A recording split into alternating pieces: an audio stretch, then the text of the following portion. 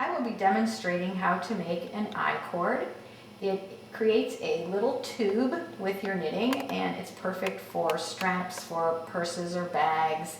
I also use it at the top of a hat. It looks especially cute at the top of a newborn baby hat. I'm going to start showing you how to do the I-cord on double points, but you can also do it using circular needles with the magic loop method, and I'll demonstrate that next. So here I have cast on 3 stitches, and I'm going to go ahead and just knit these 3 stitches.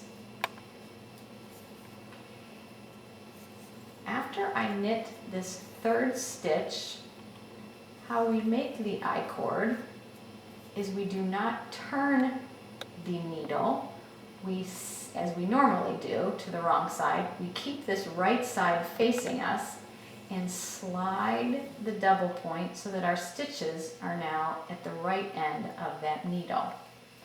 Pick up my 2nd needle and knit those 3 stitches again.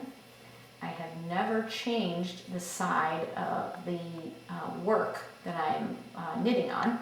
And if you see, what's happening on this back side is the working yarn is getting stretched across those 3 stitches, and that is what will form the tube. So I will go ahead and knit those 3 stitches again. You can work this over any multiple of stitches. Now I will slide those 3 stitches to the opposite end of the double pointed needle and then knit those 3 again. Again, the working yarn is stretched across the back.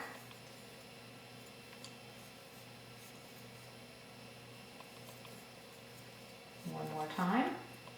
Slide your stitches to the opposite end of the double pointed needle.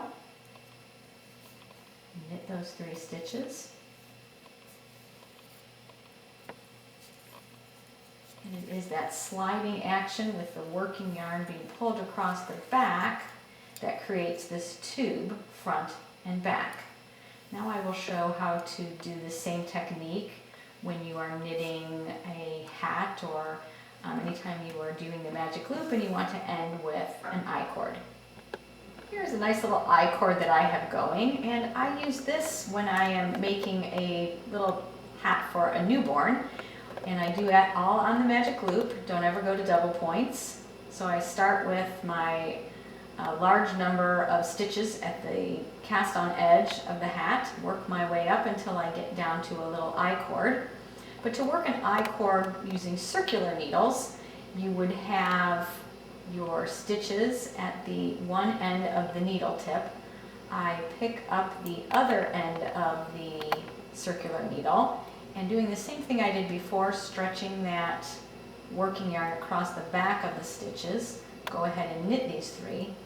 Now obviously if I were using the magic loop I would have a 32-inch cable, but just for demonstration I have a little short guy here.